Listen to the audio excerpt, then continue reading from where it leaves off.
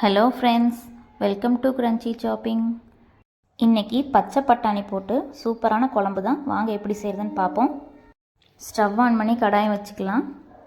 தேவையான அளவு எண்ணெய் சேர்த்துக்கோங்க.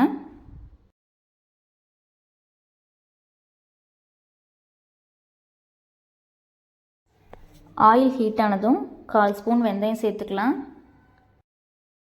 வெந்தயம் பொரிஞ்சோன்னே கட் பண்ண பெரிய வெங்காயம், கருவேப்பிலை, 2 பல் பூண்டை ஸ்லைஸாக கட் பண்ணி வச்சுருக்கேன், அது சேர்த்துக்கலாம்.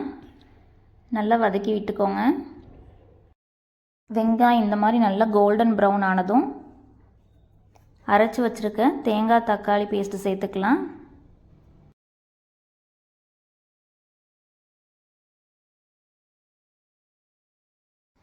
நல்லா கிளறி விட்டுக்கலாம். இப்போது இதில் ஸ்பைசஸ் ஆட் பண்ணலாம். 1/4 ஸ்பூன் மஞ்சத்தூள், 1 ஸ்பூன் மிளகாத்தூள், 3 ஸ்பூன் மல்லித்தூள்.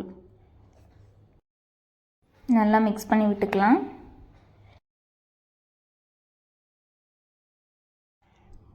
இப்போ மசாலாவோட ரா ஸ்மெல்லாம் போயிடுச்சு.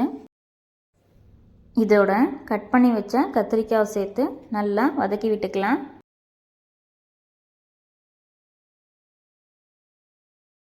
அடுத்ததான் தேவையான அளவு உப்பு சேர்த்துக்கலாம்.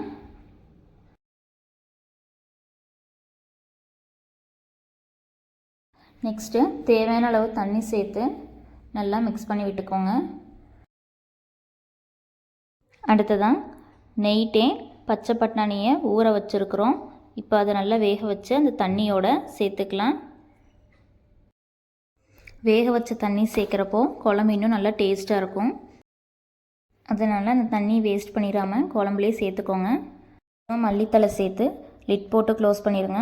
15 மினிட்ஸ்க்கு அப்புறம் ஓப்பன் பண்ணி பார்த்தீங்கன்னா சூப்பரான பட்டாணி குழம்பு ரெடி ஆயிடுச்சு.